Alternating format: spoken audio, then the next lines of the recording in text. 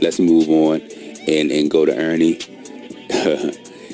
His question, now again, I understand he's the moderator. He has to bring up, questions. But it's always interesting to see how people frame and phrase and contextualize questions. So his question is, does it bring it, meaning his comments, Derrick Rose's comments, does it bring his commitment to the team in question? And so, again, I'll give Ernie a pass because he is the moderator, but you can even tell, at least I can, that he has a bias against Derrick Rose for these statements, for his perspective. And then you have Shaq responding to that question, saying that if you can walk, you can play. You see how we walk. And he pointed out himself, Charles, Phil Jackson, Kevin McHale. It was worth it. And so again, if that's how you feel, bro, that's how you feel. Double salute. That's you. But if that's not how he feels, let him do him. And don't bully people into acquiescing to your way of thinking. It's a very dangerous game, man. You have very impressionable people looking at you who idolize you, and we'll get into that, serving idols. That's a whole different story.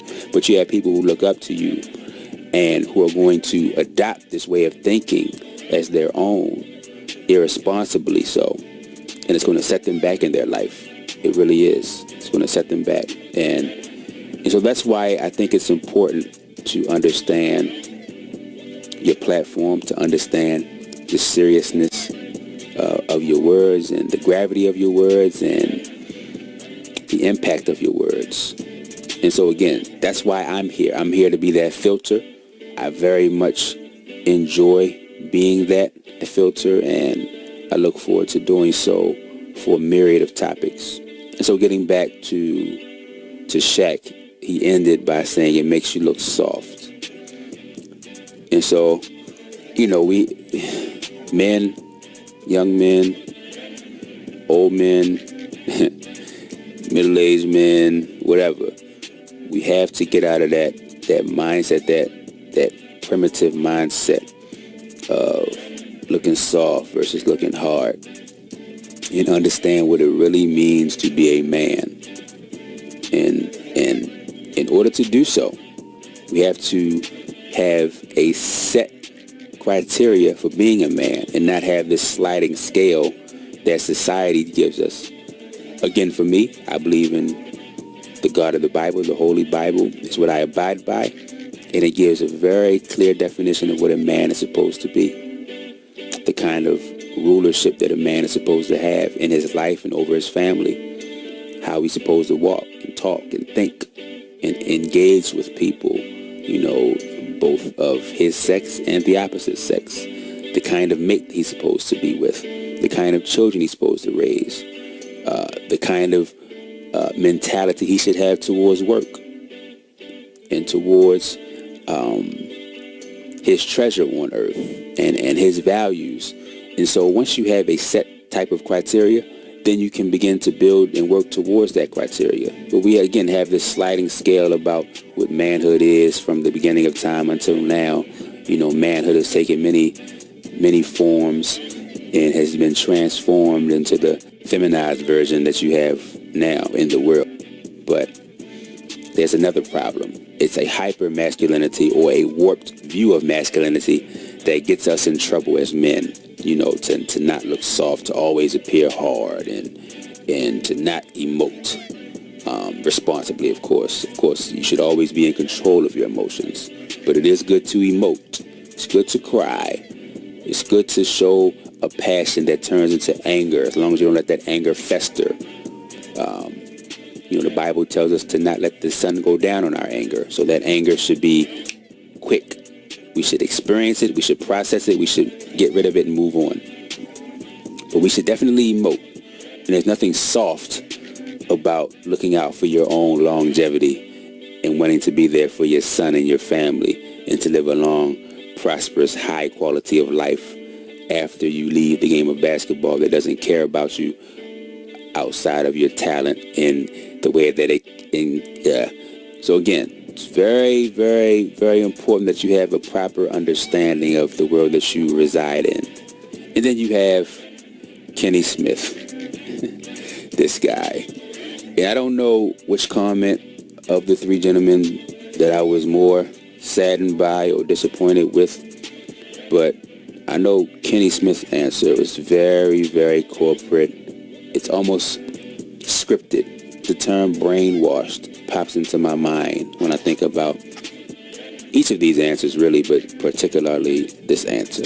Basically, what he's saying is that basketball players should put basketball before self. And I guess more specifically, the NBA before self. He goes on to question the validity of Derrick Rose's injury severity and whether or not he actually sat out games that he could have played. And look, man, each man has to decide whether or not he's ready to play. It has to be a decision that you make based on, a number of factors. The value that you think you can bring to that given sport, that given team, that given game, how it will impact you down the road, how it will hurt you as far as your brand. These things aren't absolute, of course. It depends on what you value. But for the most part, athletes value their brand, their money, and their career. And then, some may put value on their post-career, but most are short-sighted. And so, again, you have to assess what your values are. And Derrick Rose has told us very explicitly that he values self over the game of basketball. He values his family over the game of basketball. And again, I double salute him for doing so. And then you have Kenny Smith ending his diatribe with a ramble about the injuries of basketball and comparing them to the injuries of football, which made absolutely no sense. Now, yes, you can get a concussion at a much higher rate in the game of football versus the game of basketball, but there are some very dangerous injuries that you can sustain in the game of basketball. Look, man, to thine own self be true. It brings to memory the movie Any Given Sunday. If you haven't seen that movie, I definitely suggest you see it. Not only for this to make sense, but it's a pretty good movie. It's fairly long, about 2.5 hours, but it's a great movie. I used a clip of it in the Habib and Connor video. Actually, I used a clip of Jamie Foxx doing stand-up based on that movie. He was in the movie. But anyway, back to the movie, you'll note that there were a couple of players, namely the starting quarterback. Can't think of his name in real life. I think it was Cap. Name in the movie. I think it was Cap. In real life, his name is Dennis Quaid. And then you have Lawrence Taylor, who I believe, I forgot his name in the movie as well. But basically, both of these gentlemen were veterans. They had pretty much every injury that you could have at their position. Lawrence Taylor played the linebacker. And Lawrence Taylor was having vision problems. What's really sad is that he had an incentive in his contract that would pay him X amount of money if he got, I think, another sack or something like that, where he was incentivized to continue playing when he definitely should have not played. So in other words, he left it all on the field. He gave it all to the game. And in the end, I'll let you see what happened to him. But again, it just brings home what your value should be. Now, mind you, they had a doctor on that team that really had their best interests in mind, but they have been so brainwashed as players throughout their careers to believe that they should leave everything on the field of battle like warriors and die if necessary, that they had overlooked their own well-being and their own health to sacrifice for the team. Now, while you might say that's noble, I think it's foolish and it's sad. But again, that's just my perspective. So as you look at these tweets, these series of tweets from people across the world in response to Derrick Rose's career night, you've seen such things as "Hard work is undefeated" by C.J. McCollum. I love that. I may actually put that on a t-shirt. Don't tell him I did that, though. Reggie Miller, don't call it a comeback. I love that, too, because people can get caught up in this and forget that he's been a solid player all the way through this. It's just that he's had a difficult time actually being on the court because of the injuries. But once he's been on the court, he's been productive. If he's given the opportunity, he's definitely been productive.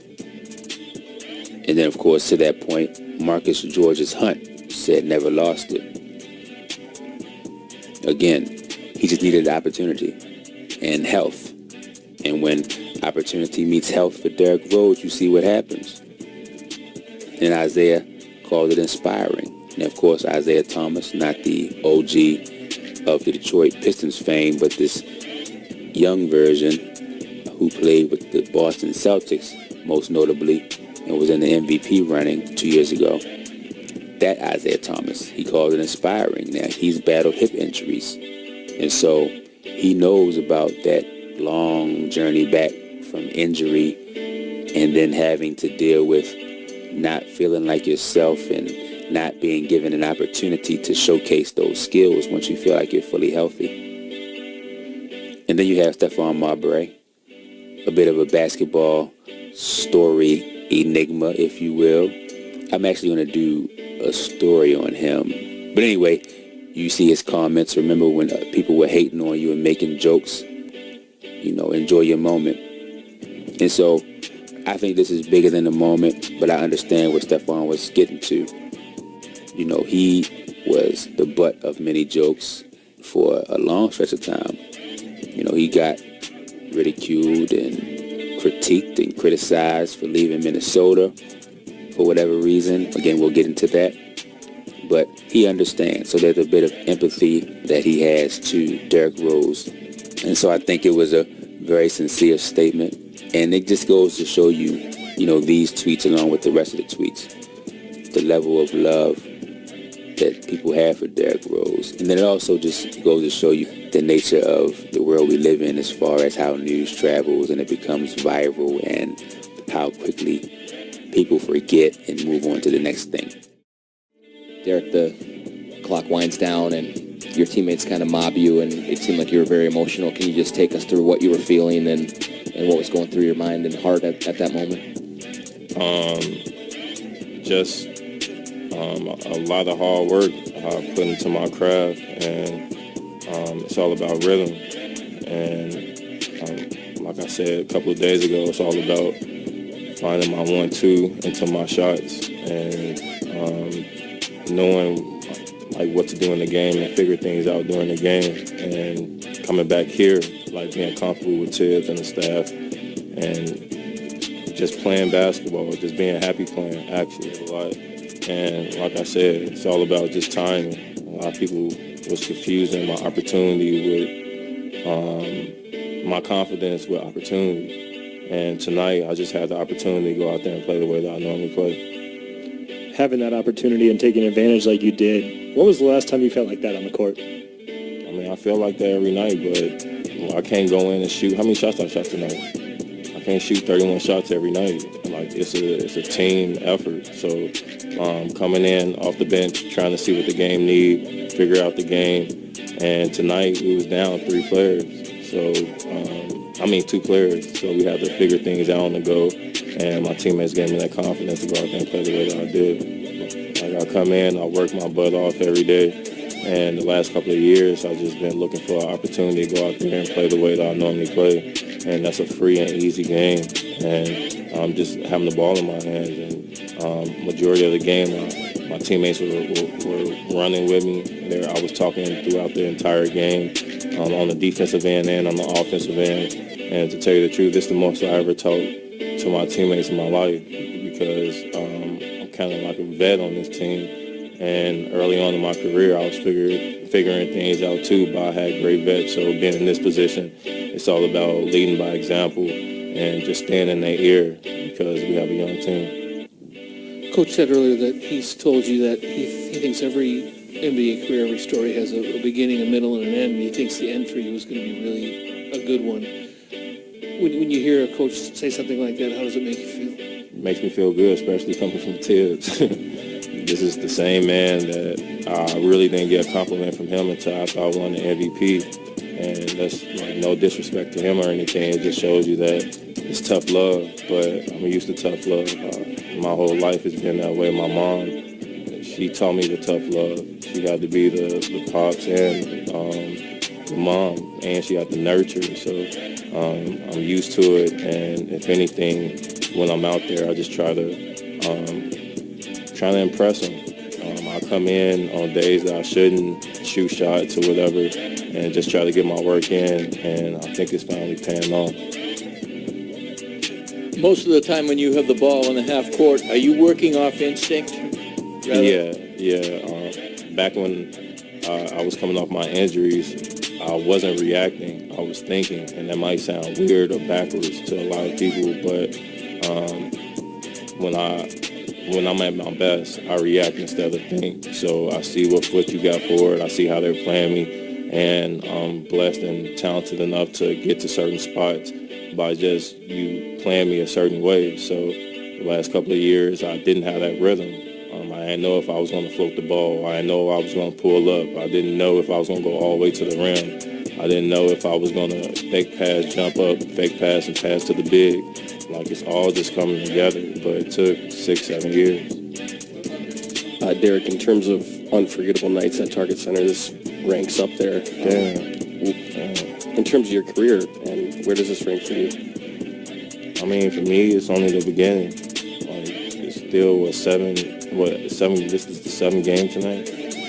7th, 8th game. Like, it's still early in the season. Me and Cat was just laughing about and Jeff was just laughing about last game, how we've been missing bunnies, like missing layups, point-blank layups. But I keep reminding them on the court that we didn't even get to game 10 yet. You know what I mean? To kind of ease his nerves, because y'all have something to do with it. The media has something to do with adding pressure to certain players, and he's young. Like, you got to be able to grow with a player. Like, of course, the burden is big. He got a huge burden on him, but that's why I'm here, to take it off and kind of let him know that, like, it's like clear his mind, you know, like it's a lot going on, but he's a talented player, and when he's out there, he don't need to be thinking either. He just need to play, shoot the shots that he want to shoot, and we'll just figure how to play around him. Derek, as far as tonight goes, what's going to stick with you years from now, whether it's maybe a certain play or shot or just kind of the feeling? What, tonight? Yeah, what's going to stick with you years from now, do you think? I mean, we still got how many games left? 70-some games left. So, I mean, we still got a lot more games left. We played in a couple of days. It's already behind me. And like I said, it's not boasting or bragging about it, but still got a lot more. Derek, you mentioned Cat. It seemed like you guys had a great two-man game going throughout the night. That's not something we've seen a lot of with you two as a combo. Do you think that's something that maybe will be beneficial going forward? I mean, it's up to Tibbs. I mean, they're giving me my shot. They want me to shoot. They're giving me wherever I want. It's all about what shot I want to take, and like looking at the game and just trying to like find ways to make the game easier for everyone else. Like, I had a bunch of, if anything, what I would remember tonight is the dumb turnovers I had. I'm just a perfectionist, and with those turnovers, I think that it made the game a little bit harder for everyone. Derek, the way your teammates huddled around you, embraced you at the end of the game, what does that mean to a player to have them, I don't know, support you like that in that moment? It means a lot, man. It means a lot. It shows you that we're coming together as a team. We're getting close, and just touching, bro. Like, just being in this position, like, it still didn't even hit me yet. You know what I mean? Like words can't explain how I feel right now. You know, like, it's been a while, bro.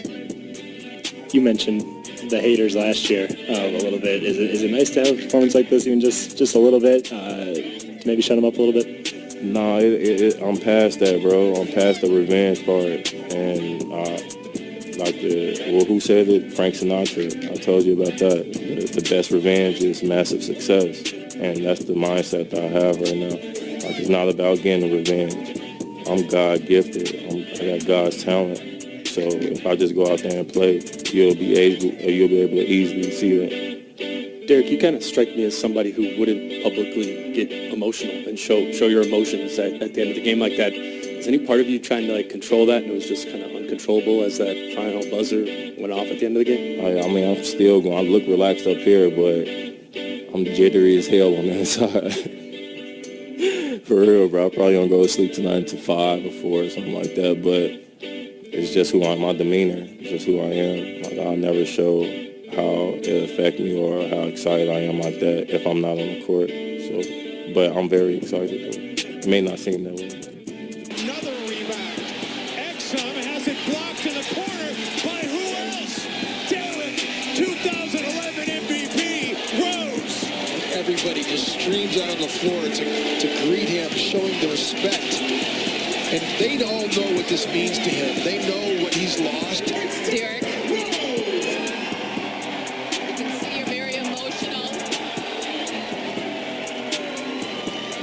A huge victory for this team, and it comes from you and your career high 50 points. What does it mean to you, Derek? Man, everything, man. I work my ass off, bro. I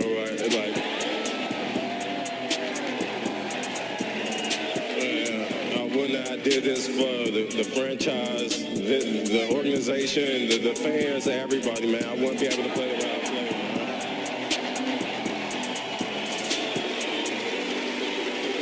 We weren't sure if it was the throwback jersey you were wearing, but you did look like Derrick Rose of old. And what did it feel like going through from beginning to end?